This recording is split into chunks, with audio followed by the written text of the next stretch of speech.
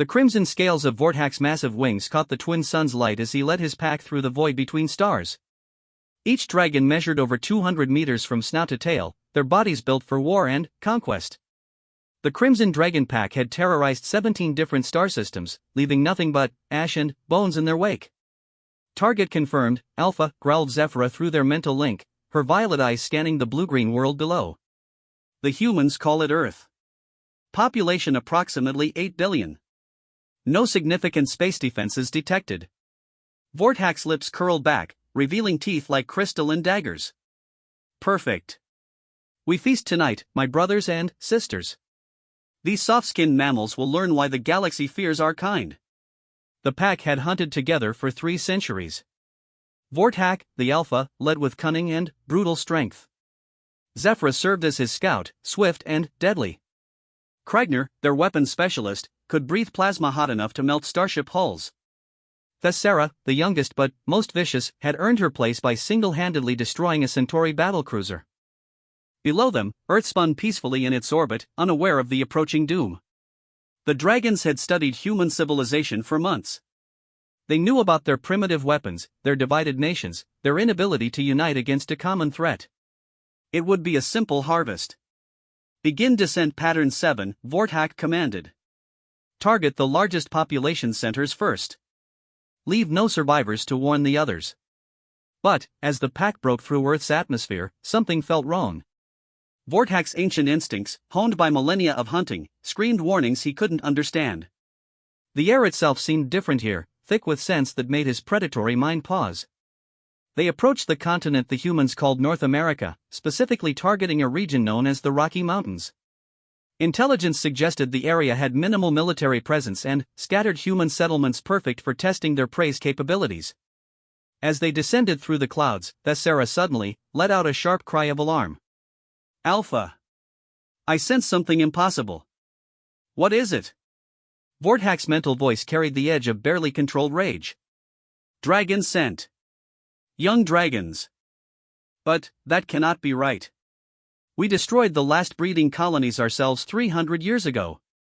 The pack circled lower, their confusion growing with each wingbeat. The scent was unmistakable, the sweet, milky smell of dragon hatchlings, barely weeks old. But how could any eggs have survived their purge?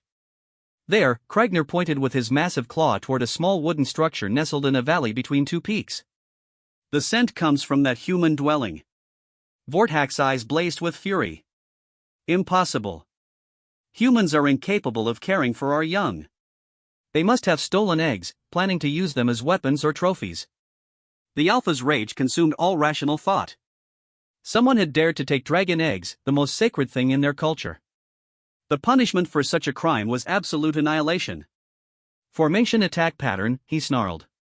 But I want the human responsible alive long enough to tell us where they found the eggs.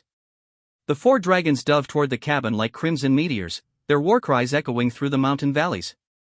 Trees bent away from the hurricane force of their wings. Small animals fled in terror from predators their instincts recognized as apex killers. They landed around the modest log cabin with earth-shaking impacts, their claws gouging deep furrows in the rocky soil. The structure looked pathetically fragile compared to their massive forms. One breath of dragon fire would reduce it to ashes. But the scent of hatchlings was overwhelming now, mixed with something else that made their predatory minds struggle to process what they were experiencing. It was the scent of safety, of contentment, of love. Show yourself, human! Vortak roared, his voice cracking windows for miles around. Return what you have stolen, or we will turn your entire species to dust. The cabin door opened slowly, and a figure stepped onto the wooden porch. The dragons expected to see fear, terror, perhaps defiance. Instead, they saw a middle-aged human male wearing simple clothes, his hair tousled as if he had just woken up. His eyes showed no fear, only concern. Please keep your voices down, the human said quietly, raising one finger to his lips in a shushing gesture. You'll wake the babies. The audacity of this statement struck the dragons speechless. This soft, fragile creature was asking them, the most feared predators in the galaxy, to be quiet? Babies? Thessera hissed, smoke curling from her nostrils. You dare speak of our sacred young as if they were mere pets? The human, who would later introduce himself as Marcus Reed, a retired veterinarian, tilted his head slightly. Sacred? Oh, you must be their parents. I was wondering when you'd show up. Vortak's confusion grew. This human wasn't behaving like prey. There was no scent of fear, no cowering, no begging. Instead, Marcus spoke with the calm tone someone might use when discussing the weather. Where are they? Zephyra demanded, her powerful legs tensing for a pouncing attack. What have you done to the hatchlings? Marcus gestured toward the cabin. They're sleeping. It took me 3 hours to get them settled down after their last feeding. Dragons sure can eat a lot for such little things. Feeding? Kragnar's voice carried dangerous undertones. You have been feeding them? Human food will poison our young. Oh, not human food, Marcus replied, seemingly oblivious to the deadly creatures surrounding him. I had to figure out what baby dragons eat.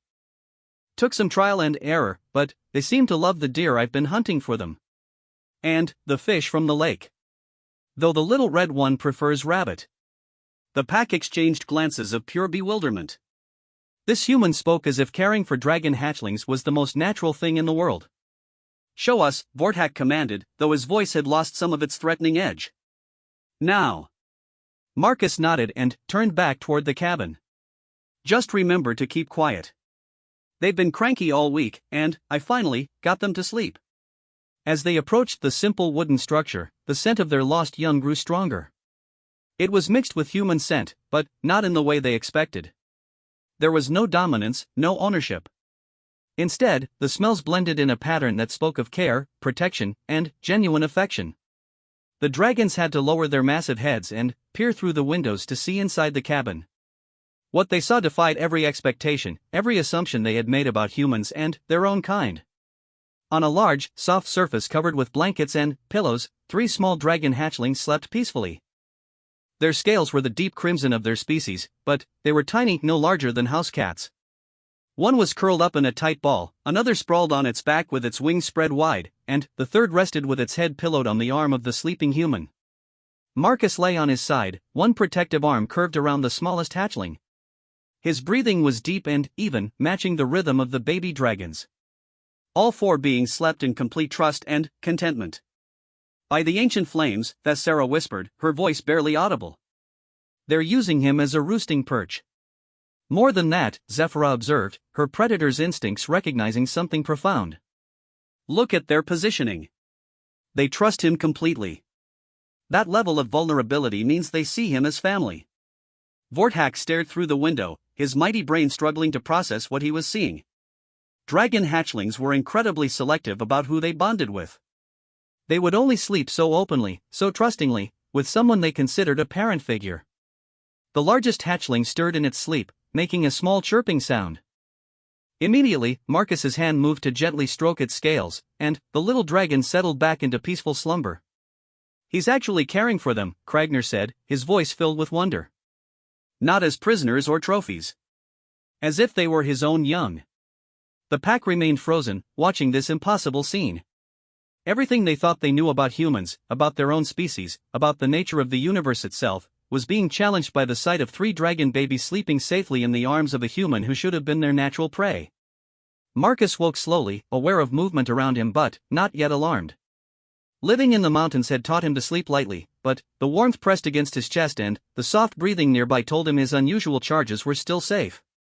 He opened his eyes to find 4 enormous dragon heads peering through his windows, their eyes glowing like molten gold in the morning light. Good morning, he said quietly, careful not to disturb the sleeping hatchlings. I take it you're the parents? Vortak felt his world tilt on its axis. The human showed no fear, even with 4 apex predators staring at him through glass thin enough to shatter with a breath. Instead, Marcus gently disentangled himself from the sleeping babies, moving with the practiced care of someone who had done this many times before. The smallest hatchling, barely the size of a large cat, made a soft whining sound as Marcus moved away. Without hesitation, he returned to stroke its tiny head until it settled back into sleep. They're beautiful, Marcus whispered, gesturing for the dragons to follow him outside. I've never seen anything like them.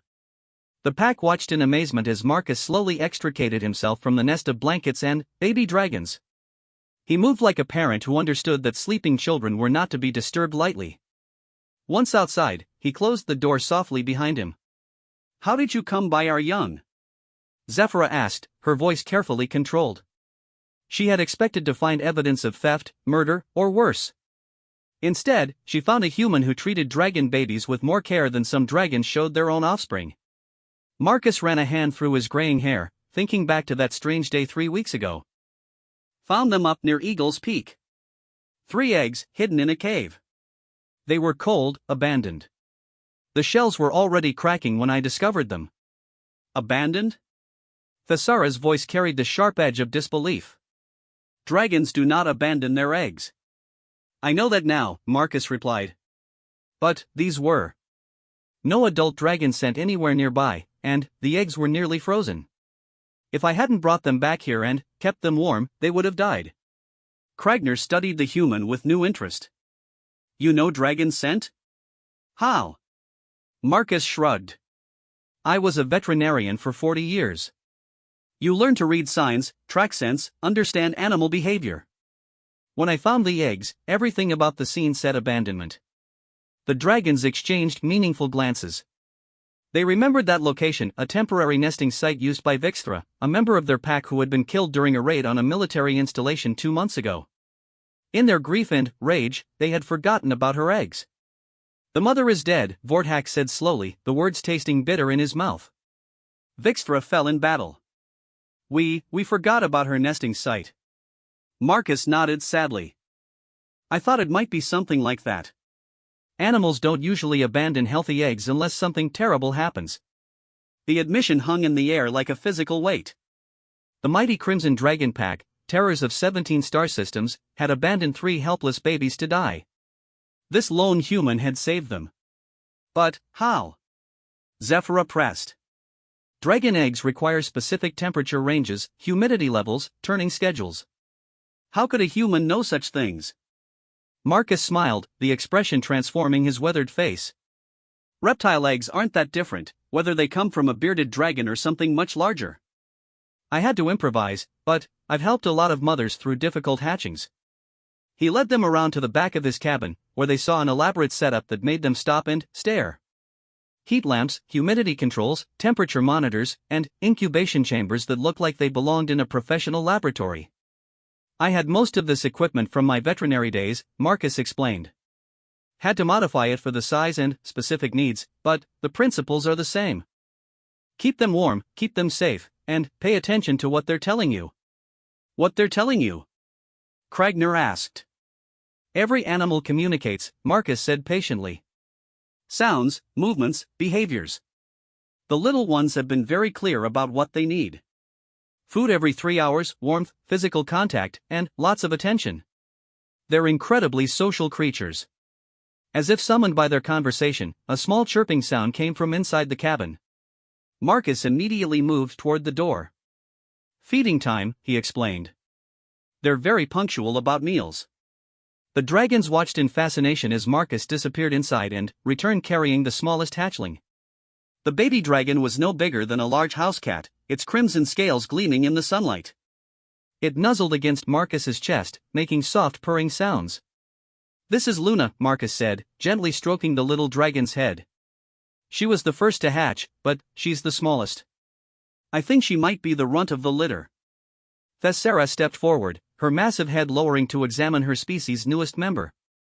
Luna looked up at the enormous adult dragon with curious golden eyes, showing no fear. She should be terrified, Thessara murmured. Hatchlings instinctively fear adult dragons who aren't their parents. But she's not afraid, Marcus observed. None of them are. They seem to think I'm their parent, and, by extension, that anyone I'm comfortable with must be safe. The implications of this statement struck the dragons like physical blows. Dragon hatchlings bonded with their primary caregivers during the first few weeks of life. This imprinting was absolute and irreversible. These 3 babies had bonded with Marcus as their parent. Bring out the others, Vorthak commanded, his voice rough with emotion he couldn't name. Marcus disappeared back into the cabin and returned with the other 2 hatchlings. The middle-sized one, which he called Soul, was more adventurous and immediately began exploring Marcus's shoulders and arms. The largest, Ember, seemed calmer and more observant, watching the adult dragons with intelligent curiosity. They're healthy, Zephyra observed, using her enhanced senses to evaluate the babies. Well fed, properly developed, showing no signs of stress or neglect. Of course they're healthy, Marcus said, sounding slightly offended. I've been taking care of them. They're good babies, just need lots of food and attention. The casual way he spoke about caring for the most precious beings in dragon culture made Vorthack's head spin. Humans were supposed to be selfish, violent, incapable of caring for anything but themselves. Yet here was proof that everything his species believed about humans was wrong. Why? The word escaped Vorthack before he could stop it. Why would you risk your life to save eggs from a species you didn't even know existed? Marcus looked at him as if the question was absurd. Because they needed help. What else would I do, leave them to die? Yes, Thessara said bluntly. Most species would. Caring for young that aren't your own bloodline wastes resources and provides no evolutionary advantage. That's a pretty cold way to look at life, Marcus replied. These little ones didn't ask to be orphaned. They just needed someone to care about them. Sol, the middle hatchling, had worked his way up to Marcus's shoulder and was now chirping at the adult dragons. The sound was clearly an attempt at communication, though the baby's vocal cords weren't developed enough for proper dragon speech. He's trying to introduce you to his father, Kragner realized with shock. He thinks you're strangers he should introduce to his parent. His father? Vorthack repeated. That's what he's calling Marcus in baby speak, Kragner confirmed. The relationship terminology is unmistakable. Marcus seemed oblivious to the emotional earthquake his simple act of kindness had created among the adult dragons. He was focused on Sol, who had discovered that the human's hair was excellent for nesting and was trying to build a small nest on top of his head. They're very playful, Marcus said, gently discouraging Sol's architectural ambitions. Intelligence level seems extremely high, even at this age. They've already learned their names, respond to simple commands, and show problem-solving abilities I've never seen in animals this young. Ember, the largest hatchling, had been studying the adult dragons intently. Suddenly, she made a series of chirping sounds that caused all four adults to freeze. What did she say? Marcus asked, noticing their reaction. She said big family, Zephyra translated, her voice barely a whisper. She thinks we're all her extended family. The innocent trust in that simple statement broke something inside each of the adult dragons. These babies didn't see them as the terrifying predators they truly were. Thanks to Marcus's influence, they saw them as family dragons who had come to visit their father and siblings. We came here to kill you, Vorthack said suddenly, the words heavy with shame. Our original plan was to slaughter every human on this planet. Marcus considered this calmly. But, you won't now. How can you be so certain? Thessara asked. Marcus looked down at the three small dragons in his arms, then, back at their much larger cousins. Because anyone who can create something this beautiful, this perfect, can't be truly evil. And, because you're looking at these babies the same way I do, like they're the most precious things in the universe. The accuracy of his observation was uncomfortable. Despite their fearsome reputations and centuries of violence, each dragon felt an overwhelming protective instinct toward the hatchlings. But, more than that, they felt something unexpected toward the human who had saved them. What happens now? Kragner asked, voicing the question they were all thinking. Marcus looked thoughtful. Well, these little ones are going to need flying lessons soon. And, they should probably learn proper dragon language and culture. I can't teach them those things. You would trust us with them? Vorthack asked. Of course, Marcus replied simply. You're their family. They need to know where they come from, who they are. The trust in his voice was absolute. This human was willing to share the babies he had saved and raised with creatures who had literally come to destroy his species. The level of faith required for such a decision was beyond their comprehension. Luna had fallen asleep in Marcus's arms, her small body completely relaxed. Sol and Ember were playing a gentle game of tag around his shoulders. All three babies radiated contentment and security. There's something else you should know, Marcus said quietly. I'm not planning to live forever. These mountains can be harsh, and I'm not as young as I used to be. I've been worried about what would happen to them if something happened to me. The unspoken question hung in the air. Would the dragons be willing to take responsibility for the babies their own pack had accidentally orphaned? As they watched Marcus gently caring for the hatchlings, each dragon felt their worldview shifting in ways they couldn't have imagined. Everything they thought they knew about humans, about themselves, about the nature of good and evil in the universe, was being challenged by one man's simple act of compassion. The days that followed became the strangest period in the Crimson Dragon Pack's centuries of existence.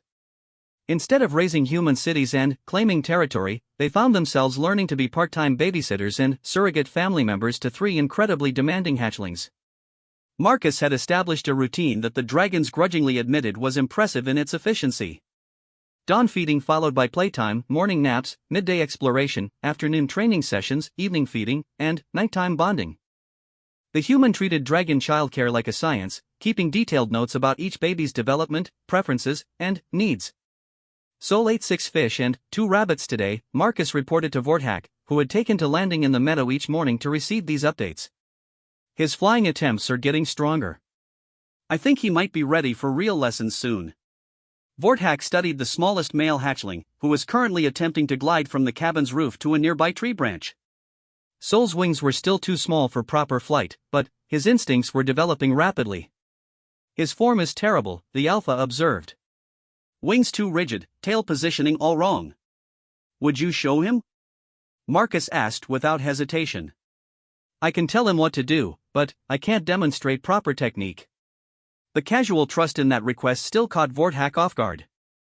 Marcus consistently asked the dragons to take on parental responsibilities as if it was the most natural thing in the world. He showed no concern that creatures capable of destroying mountains might accidentally harm the babies during training. Vorthak sighed and shifted to his smallest possible size, still massive compared to the hatchlings, but manageable for instruction purposes. Sol, come here. Your father cannot teach you to fly, but I can. The word father came out without conscious thought, and its implications made both Marcus and Vorthak pause. Somewhere during the past week, they had started thinking of each other as co-parents rather than potential enemies. Sol chirped excitedly and scrambled over to Vorthak's enormous claw. The hatchling showed no fear of the adult dragon, instead treating him like a favorite uncle who had come to play. Wings spread like this, Vorthak demonstrated, extending his crimson wings to their full span. Feel the air currents, don't fight them. Your tail acts as a rudder, watch.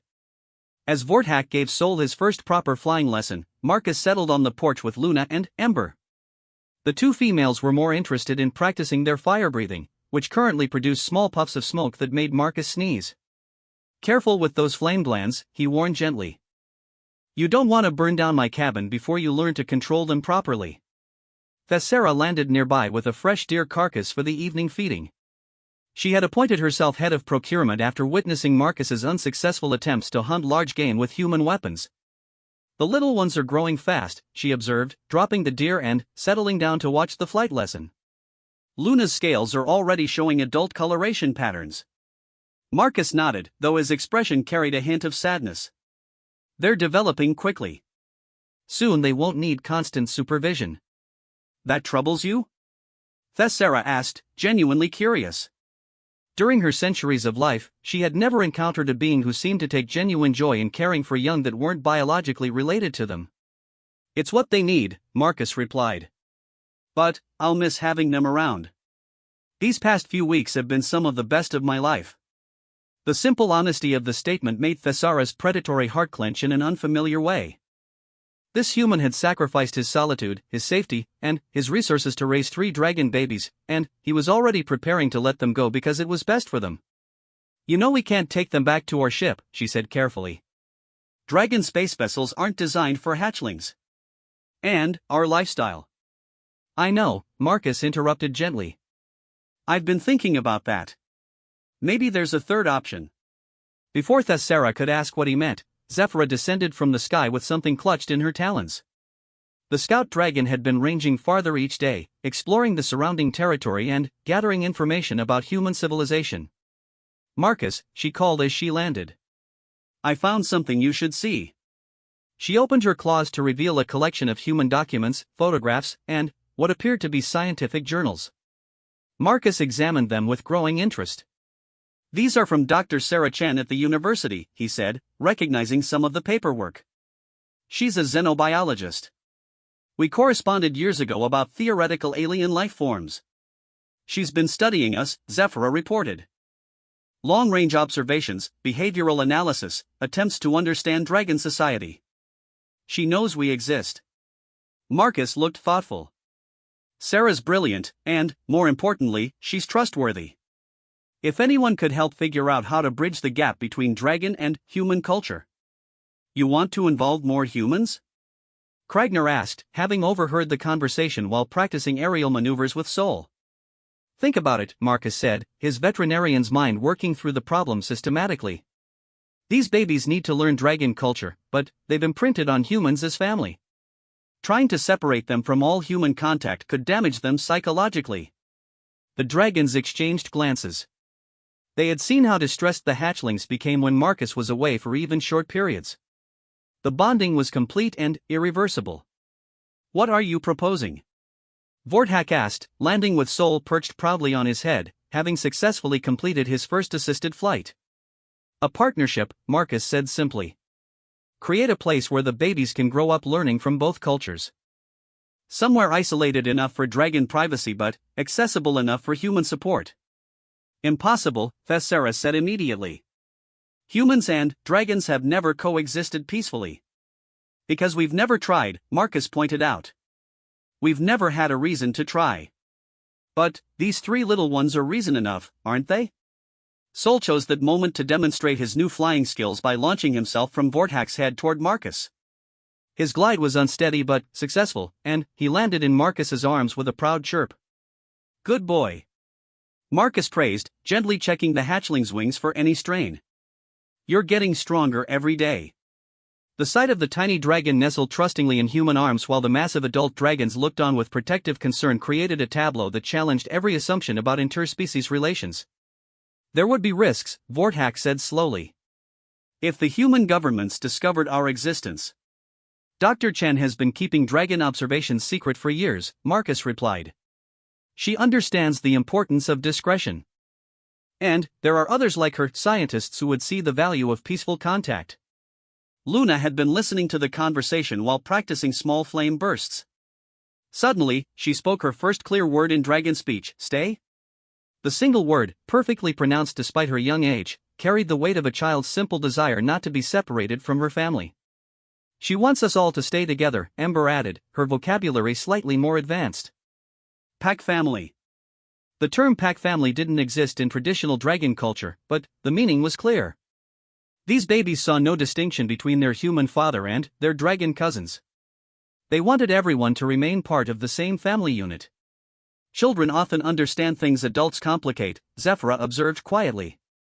Marcus looked at each of the adult dragons in turn. I know what I'm asking is unprecedented. But these babies didn't ask to be orphaned, and they didn't ask to imprint on a human. We can either work together to give them the best possible life, or we can tear their family apart and damage them in the process. The weight of responsibility settled on the pack like a physical force. They had spent centuries as destroyers, taking what they wanted and leaving devastation behind. Now they were being asked to become builders, creators of something entirely new. What exactly would this partnership look like? Kragner asked, his practical mind already working through logistics. Start small, Marcus suggested. This valley is isolated, easily defendable, and has everything we'd need. Establish a permanent base here. Dr. Chen and a few trusted colleagues could help with research and resources. The babies grow up bilingual and bicultural. And, when they're adults. Thessera pressed. Then, they choose, Marcus said simply. Dragon culture, human culture, or something new that combines both. Their decision. The conversation was interrupted by Sol attempting an advanced maneuver he had seen Kragner perform. The hatchling launched himself into a barrel roll, lost control halfway through, and crashed into a nearby bush with an undignified squawk. All 5 adults, human and dragon alike, immediately rushed to check on him. Sol emerged from the bush covered in leaves and, looking embarrassed but uninjured. Show off, Luna commented in baby speak, earning chuckles from everyone present. As Marcus carefully removed leaves from Sol's scales and Vorthak examined the hatchling's wings for damage, the dragons realized something profound had already happened. Without conscious decision or formal agreement, they had become a family. The question now wasn't whether they could make this impossible partnership work. The question was whether they were brave enough to try. 3 months later, the valley had transformed into something that defied every rule of interspecies relations in the known galaxy. What had once been Marcus's simple mountain retreat now housed the most unusual family unit in existence. Dr. Sarah Chen stood at the edge of the meadow, her scientific equipment scattered around her as she documented the morning feeding routine. Even after weeks of observation, she still felt amazed watching Sarah carefully tear strips of deer meat into hatchling-sized portions while Marcus prepared supplemental nutrients in his makeshift laboratory. Sol's wing development is ahead of schedule, she reported to the assembled adults. His flight muscles are 40% stronger than baseline projections for his age group. All that's showing off, Luna commented from her perch on Vorthak's massive head. Her vocabulary had expanded dramatically, and she now switched effortlessly between dragon speech and the simplified English Marcus had taught them. At least Sol's practicing, Ember observed, practicing flame control by creating small, precise fires in a metal bucket. Luna spends all her time reading. This was true. The smallest hatchling had developed an obsession with Marcus's veterinary textbooks and Dr. Chen's research notes. She couldn't read the complex words yet, but she studied the diagrams with intense concentration. Learning is never a waste of time, Marcus said diplomatically, while internally marveling at the intellectual development of all 3 babies. Dragon intelligence appeared to develop exponentially during the first year of life. Kragner emerged from behind the cabin carrying a large metal framework, part of the new construction project that had occupied everyone for the past month. They were building proper accommodations that could house both human-sized and dragon-sized inhabitants. The main meeting hall is almost complete, he reported. Though I still think the human quarters should be more heavily reinforced. Humans are more fragile than you think, Dr. Chen agreed, making notes about architectural modifications. But also more adaptable. We'll make it work. The integration hadn't been without challenges. The dragons had to learn to moderate their strength, their voices, and their natural predatory responses around humans. Marcus and Dr. Chen had to adjust to living with beings who could accidentally destroy their belongings with casual movements. But the benefits far outweighed the difficulties. The hatchlings were developing into remarkable individuals, combining dragon physical capabilities with traits they had learned from human culture. They were curious, empathetic, and showed problem-solving skills that impressed even their dragon family members. Dr. Chen, Ember called from her practice area, watch this. The largest hatchling had been working on precision flame control, using techniques Marcus had suggested based on his knowledge of surgical procedures. Ember created a flame no bigger than a candle's, then used it to carefully weld 2 pieces of metal together. Extraordinary, Dr. Chen murmured, recording the demonstration. She's applying surgical precision to dragon fire breathing. The applications could be revolutionary. Zephyra landed in the meadow carrying mail from town, a weekly supply run that had become routine. Living in isolation didn't mean complete separation from human civilization, though they had to be careful about maintaining secrecy. 2 letters for Marcus, she announced, and something that looks like scientific journals for Dr. Chen. As Marcus opened his mail, his expression grew serious. This is from the Regional Wildlife Service. They're investigating reports of unusual animal sightings in the area. Dr. Chen looked up from her journals. How much do they know? Enough to be suspicious, Marcus replied, reading further. Large flying objects, livestock disappearing, strange roar-like sounds. They're planning a survey expedition. The dragons exchanged worried glances. Discovery by human authorities could end their peaceful experiment and, potentially put the hatchlings in danger. How long do we have? Vorthak asked. The letter is dated last week, Marcus said. They could be here any time. Thessara's natural response was to suggest relocating, but she had come to understand that humans couldn't simply disappear without consequences. Marcus had a life, property, legal obligations. Dr. Chen had a career and reputation to maintain. There might be another option, Dr. Chen said slowly. What if we didn't hide? Everyone turned to stare at her. Not full disclosure, she clarified quickly. But controlled contact. I have colleagues at the Wildlife Service. If we frame this correctly, presented as 6 months later, Dr. James Morrison found himself in what had to be the most unusual office meeting of his career. The conference room was located in the newly constructed building that somehow managed to accommodate both human-sized chairs and spaces large enough for full-grown dragons. The quarterly reports look excellent, he said, reviewing the documents spread across the massive table. Wildlife populations in the region are actually increasing since the dragons started managing hunting patterns. Vorthak, now officially designated as the senior ecological consultant in the government paperwork, nodded with satisfaction. Sustainable hunting practices benefit everyone. Humans simply never learned proper territory management.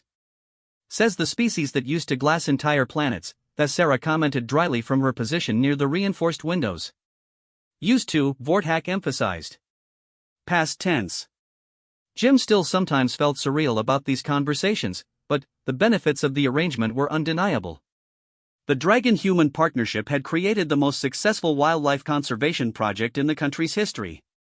Marcus entered the meeting room carrying a steaming mug of coffee and, followed by Luna, who was now the size of a large horse but still insisted on trying to perch on his shoulders. The University of Colorado wants to establish a permanent research station here, Marcus announced. Dr. Chen thinks we should consider it. More humans? Kragner asked, looking up from the technical drawings he was studying. The weapons specialist had discovered a talent for engineering and was designing improved habitat structures. Carefully selected humans, Dr. Chen clarified, joining the meeting with her tablet full of research data. Scientists who understand the importance of discretion and conservation. Luna had grown into a thoughtful, scholarly dragon with an insatiable curiosity about both human and dragon cultures. I think it's a good idea, she said, her voice now carrying the deeper tones of approaching adulthood. We could learn so much from each other.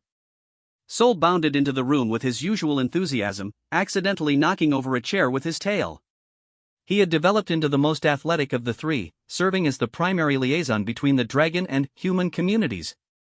Sorry, he said, quickly righting the chair. Did you tell him about the proposal? What proposal?